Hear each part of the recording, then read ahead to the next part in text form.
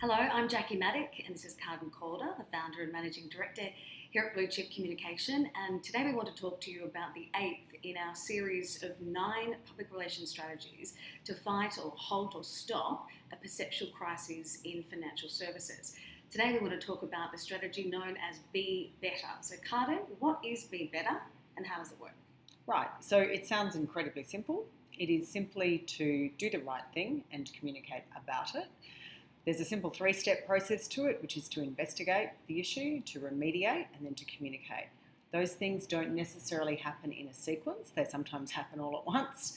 And while it sounds simple, it's not always simple when you are in the glare of high volume media attention or when operational risks are running high or you have a serious incident that you're dealing with.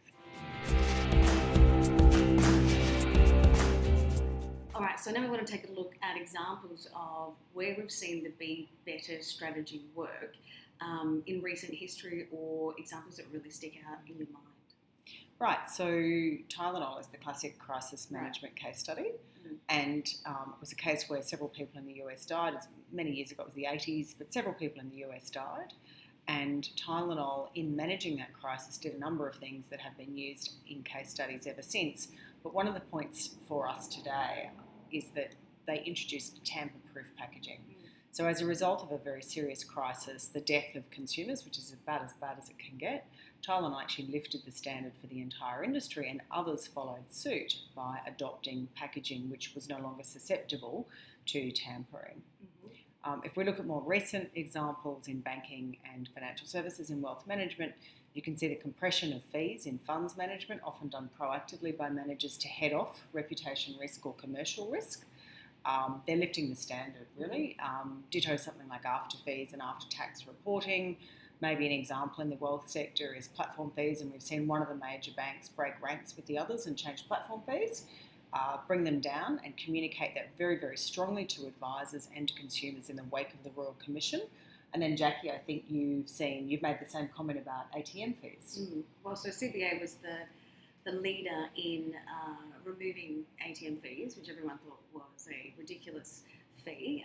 Of course, they were in the midst of a little bit of heat themselves to do with the various infringements, but they did step up during the period that they were under a lot of public glare, and all of their competitors stepped up to the plate too. So ultimately, it's a better result for consumers and for clients and for all Australians that bank here.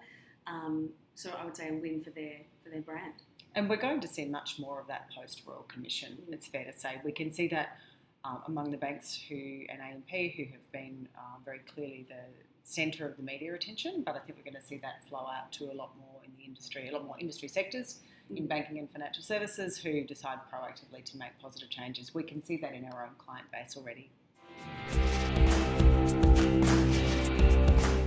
So if you're advising, Carden, an organisation or an individual about the tactics needed to successfully pull off the Be Better strategy in the face of really intense public scrutiny and media glare, what's sort of the steps process?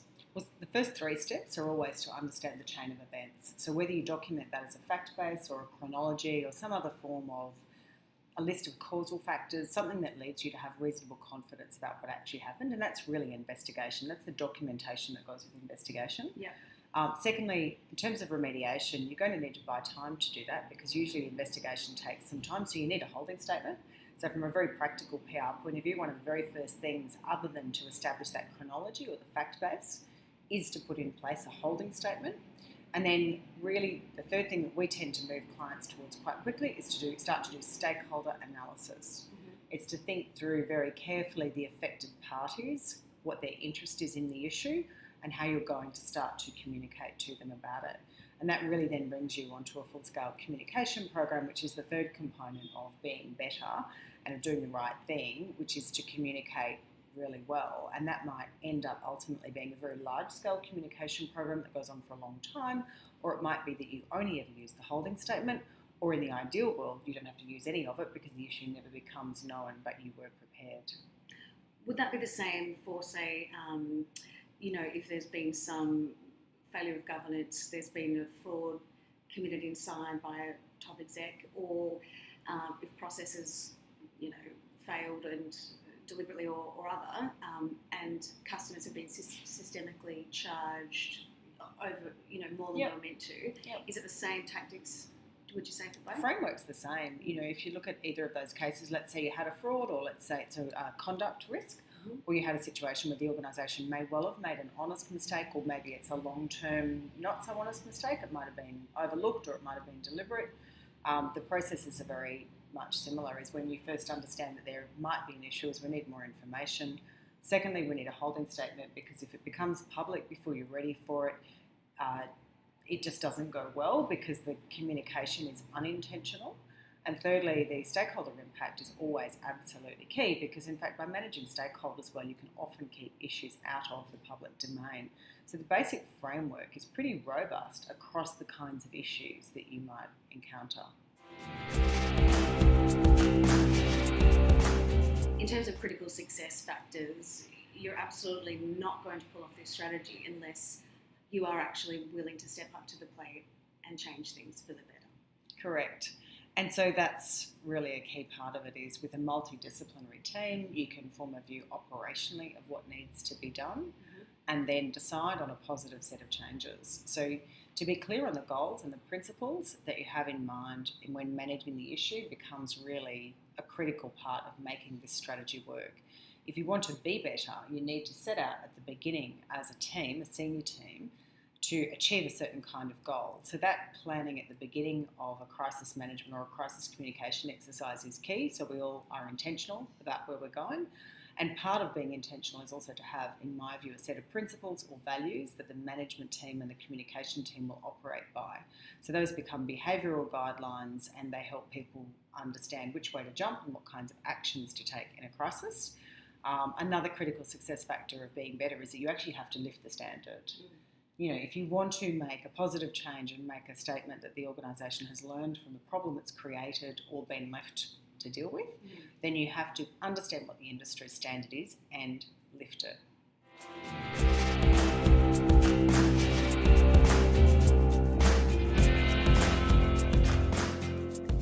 So thank you so much for watching today, our 8th strategy in our 9 video series. If you would like more detail, then please download our stepped process how-to guide on our website. And of course, while you're there, please subscribe to Blue Chip's fortnightly Take a Beat Tuesday roundups, which is insights and analysis for public relations and marketing financial services professionals. We share with you our methodology so that you can build a better brand. So thank you very much for watching. Thanks for watching.